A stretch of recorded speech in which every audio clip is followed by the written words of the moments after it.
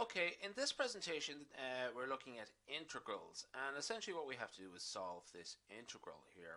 The integral of x plus 1 over x squared plus 2x plus 8 with respect to x. Okay, so what we're going to do here is just actually remark upon a couple of things. Actually, this is a polynomial of degree 2, which is to say it's x squared.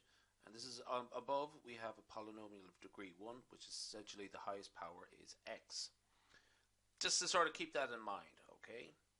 Now, essentially what we have, something to encourage as to start out with, is when you have a quadratic like that denominator there, essentially what you might do is try and see if you can factorize it, okay? Just give it a go. Okay, you won't if you you'll know quickly if you're going somewhere.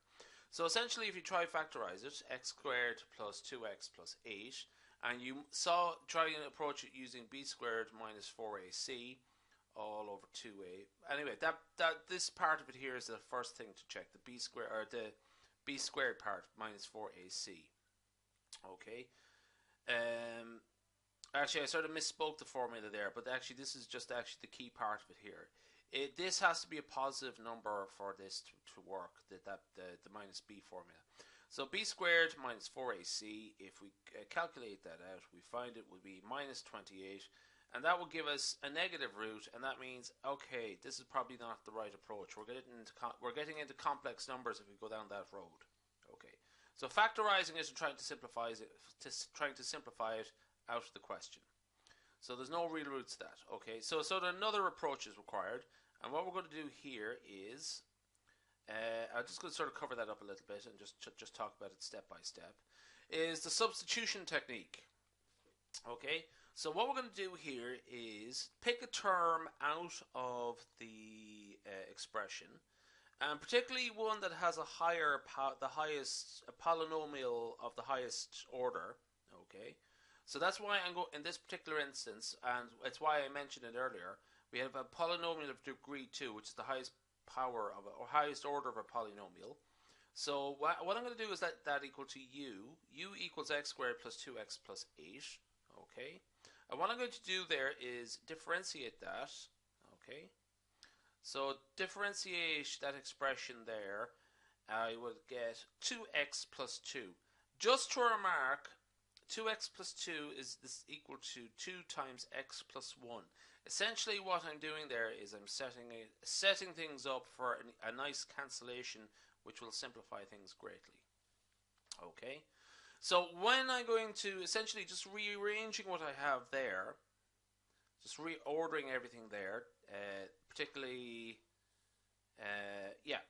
du dx, du over dx equals 2 times x plus 1.